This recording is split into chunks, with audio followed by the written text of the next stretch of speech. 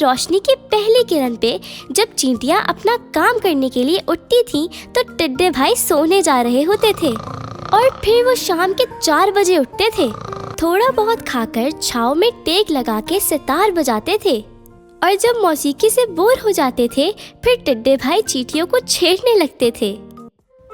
मुझे तंग करने के बजाय जाकर सर्दियों के लिए सामान जमा करो। सर्दियों में हमारे यहाँ ठठरते हुए आए ना, तो हम अंदर नहीं आने देंगे। अरे चींटी, इतना नाराज क्यों हो रही हो? मैं तो ऐसे ही मजाक कर रहा था।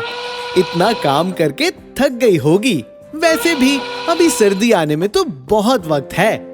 चलो मैं तुम्हें गाना सुनाता हूँ। टिड्डे ने अपना सितार उठाया ही था कि चींटी मुंह पलट के चली गई। ओहो, इन चींटियों का तो मूड ही खराब रहता है।